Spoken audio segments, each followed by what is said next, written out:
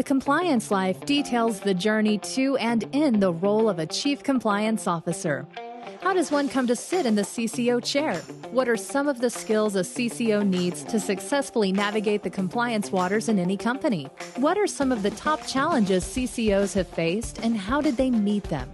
These questions and many others will be explored in this new podcast series. The Compliance Life is hosted by Tom Fox, and each month he'll present the story of one CCO through 4 episodes. The Compliance Life is a production of the Compliance Podcast Network. Hello, everyone. This is Tom Fox. I'm extraordinarily pleased to welcome you to another 4-week episode of The Compliance Life. In the month of September, I'll be visiting with DeAnna Nwankwo. DeAnna has been most recently the Chief Compliance Officer at Core Laboratories, where she served from 2003 to May 2020. In that capacity, she led Core Laboratories' ethics and compliance activities. In this role, she reported to the General Counsel and Secretary and to the Audit Committee of the Board of Directors. She was responsible for formulating and implemented Core Lab's ethics policies and procedures, including its Code of Ethics and Corporate Responsibility Statement, making sure they were communicated and training across all company lines. She managed the company's helpline resources and served as the final internal resource which concerned parties could communicate after other formal channels and resources were exhausted. As Chief Compliance Officer, she was authorized to implement all necessary actions to ensure achievement of objectives of an effective compliance program. In her role, she collaborated with other functional departments, including internal audit, human resources, information security, to receive and direct compliance issues for the company. DeAnna has a great story. It's well worth listening to. I know you'll enjoy it, and I know you'll learn a lot. Thanks for listening. Hello, everyone. Tom Fox back again for another episode in the Compliance Life. This month, we're featuring DeAnna Nwankwo, and who is a Chief Compliance Officer. In this episode, too, we're going to take up what a compliance officer does. DeAnna, first of all, welcome back. Thanks, Tom. DeAnna, we in episode 1, we talked about your professional background, obviously a little different than many compliance officers in that you're a QA/QC professional, and we talked about some of the skills you had from that profession. But as you moved into your role as the company's Chief Compliance Officer, what did you find a Chief Compliance Officer did? Did your professional background as a QA/QC professional influence or help you in any ways? And what kind of the skills that you would advise someone who's seeking the CCO chair to invest in as they move up the ladder? Sure. Thanks, Tom. Thanks again for having me back. So that's a lot to unpack, but let me start with this. So some of the skills that I attained as a quality assurance professional that helped me to sort of ease into the CCO chair is that I brought with me first and foremost integrity. Integrity has always been part of who I am. People who know me on a personal level will tell you I preach about integrity all of the time. We'll tell people if you don't have integrity, then you really don't have, a lot to stand on. Integrity is important. It was very important that I understood risk assessments and the importance of risk assessments and how risk impacts various aspects of the business. It was important for me to understand conflict management because certainly when as a compliance officer, you have to conduct an investigation. Conflict management Conflict management is an important skill set to have because when you're going to have to interview someone who has allegedly performed or have broken, one of the company policies or an ethics violation or committed fraud, that individual is going to, have a lot of animosity towards you.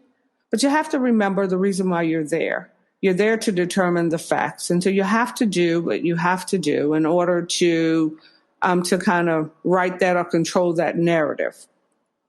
It's important to bring problem-solving skills to the table. You have to be good, in regards to analytical thinking. You have to be comfortable doing that. You have to be comfortable bringing out your creative side, if you will, because in your role as the chief compliance officer, part of your job is to make sure that the company stays out of trouble. And that's a pretty broad brush to paint with. How do you ensure your company stays out of trouble? Well, you have to know what regulations that your company is bound by.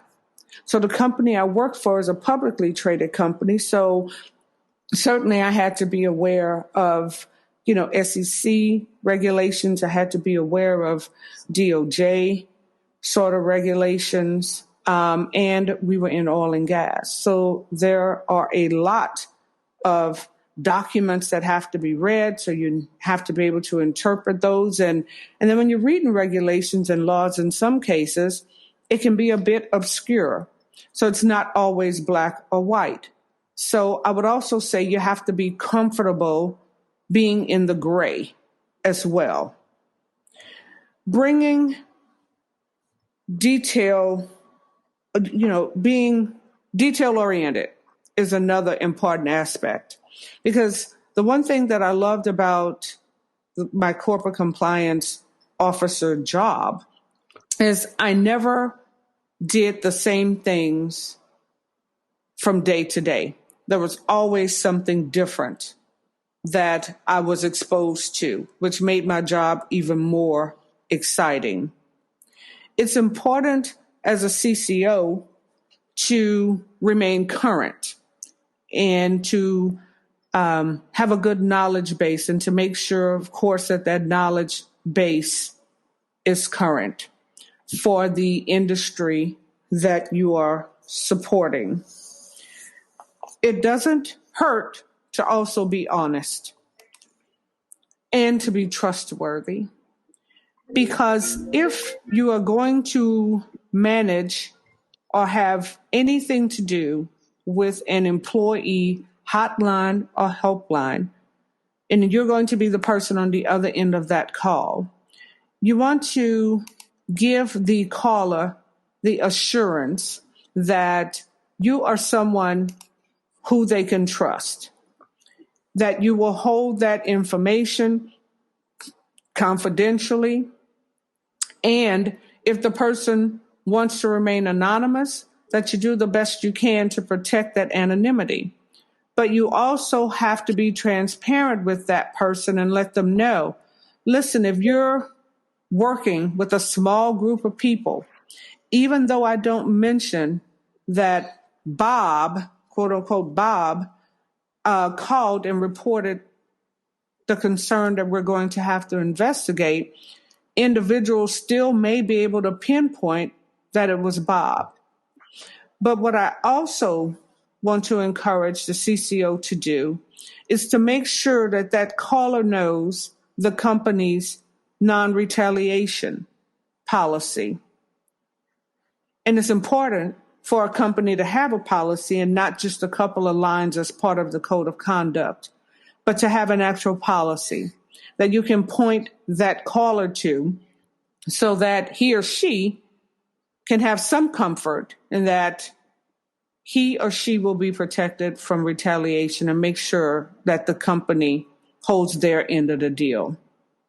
DeAnna, I thought it might be good if you could talk a little bit about the work of Core Laboratories, and as a compliance officer, perhaps some of the challenges you had in your business. And also, I had the opportunity to visit you at the offices of Core Laboratories, And it struck me that it was a very open environment. I believe you had an office, but it was not sort of squirreled away in a suite.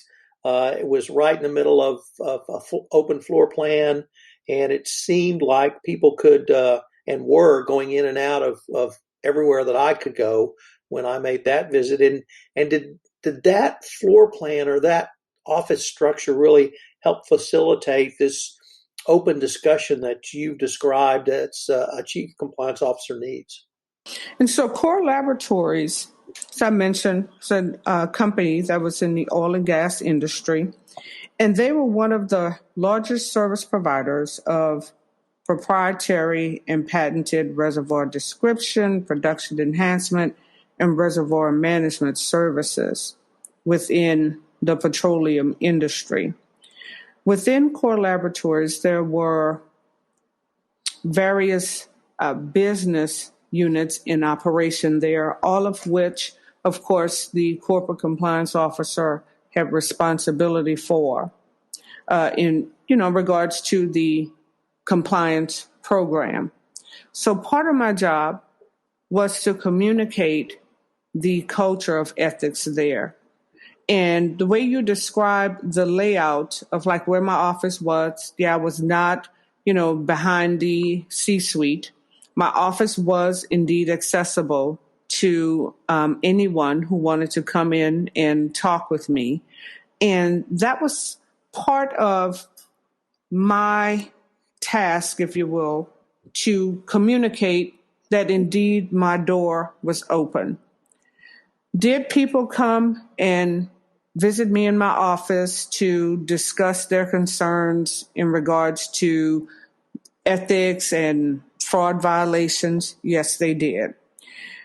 Did they call? Was the helpline used? Yes. People utilized it across the globe. Core Laboratories is indeed a multinational company. So just about in every location where Transparency International has the risk map where it's red, Core Laboratories had an office in that area.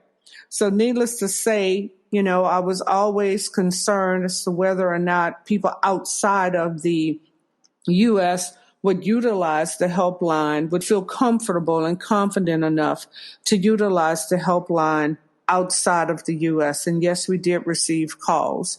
And a lot of our calls, like most helplines, dealt with HR-related issues. But we did have calls that were of substance and important to us, and did lead to us conducting some internal investigations that helped us to continue to protect the Core Lab brand and the Core Lab name. So I can tell you that our senior executives, or the senior executives at the time, were very serious about ethics. They communicated that. They actually walked the talk. So that made my job, very easy. Did I have some challenges? Yes, just like any other CCO would have. So I wasn't always in agreement with the handling or the disciplinary measures, if you will, resulting from some of our ethics investigations. But I understood that once I presented my case and I offered what I felt in my professional capacity would be the appropriate outcome, that wasn't always agreed upon. And at the time I reported to the GC. I forgot to say that I did report to the GC.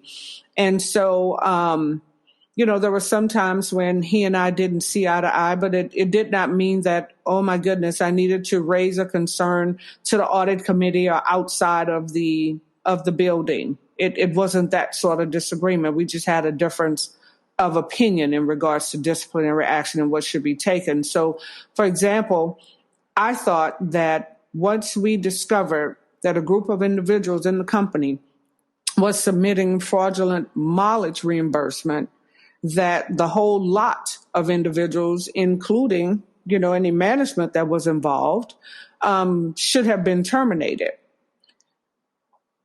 He pushed back on that, saying, well, if we do that, then we're going to clear out an office. And I said, well, sometimes that's what you have to do, to make a point as to how serious the company is in regards to fraud. So we did not fire everyone in the building. Of course, disciplinary action was taken, but, people did not lose jobs. And then there was a couple of times when some individuals had reported some concerns to the helpline, and they indicated that they felt like they had been retaliated against. And to me, it was pretty clear that retaliation had occurred.